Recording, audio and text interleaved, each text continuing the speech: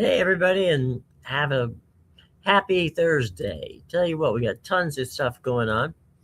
Let's start with the headline dominating the NFL today. Longtime Ravens head coach John Harbaugh is expected to become the next coach of the New York Giants. That's right. Big Blue gets their man. They wanted Harbaugh from the beginning, and they ended up getting him. Now, this is a seismic move. Harbaugh has spent 16 seasons in Baltimore. He won a Super Bowl.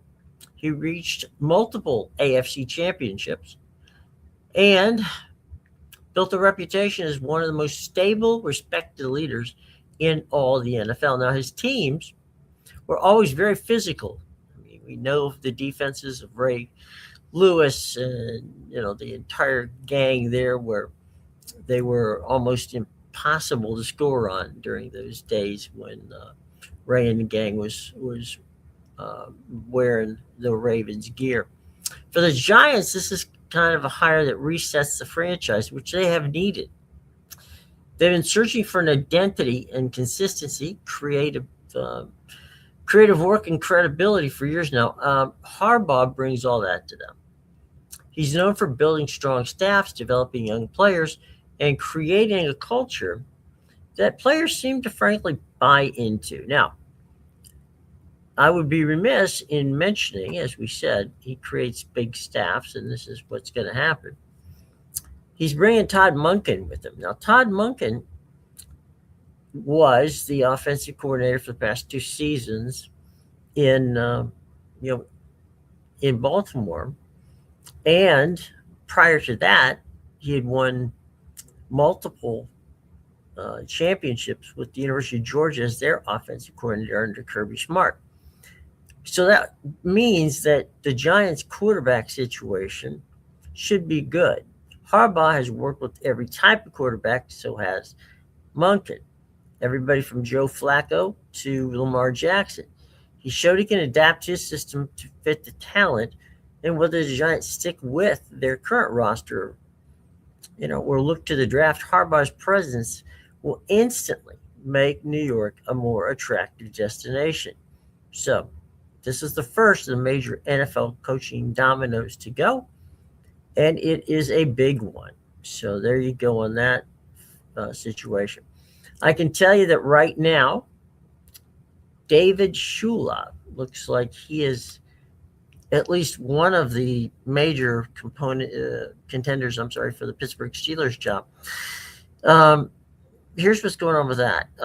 They are likely, very likely, to dip into the coordinator position and get somebody in their 30s. Okay. And normally, I mean, starting with their first head coach, Chuck Noll, who was a defensive coordinator. Then they went to Bill Cowher, a defensive coordinator, and then to Mike Tomlin, a defensive coordinator. All of those guys, when they were hired, were in their 30s. And what makes Pittsburgh so attractive, besides the incredible fan base that they have, is the fact that it's stability.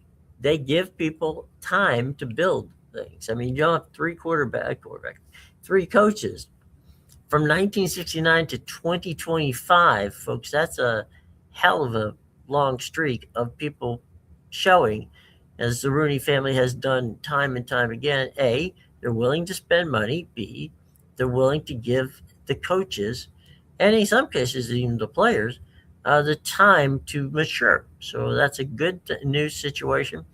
What does that mean for Aaron Rodgers? It probably means that Aaron Rodgers will not be with the Steelers next year. Whether he will be playing football or not, I really don't know. I suspect that maybe, just maybe, unless something really interesting pops up, that he is not going to be on um, the radar of many people at this point. I think he had a nice final year with the Steelers.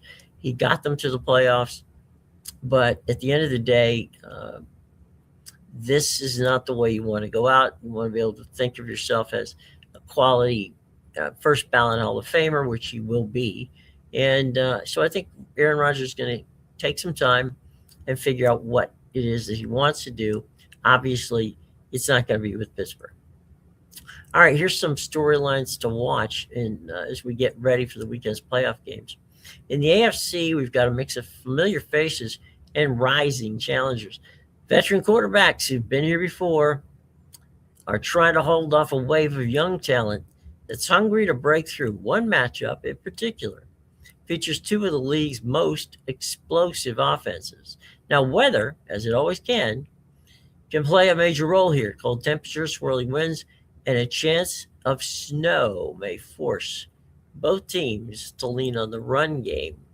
And that, of course, is the matchup with the. Sorry, I lost the.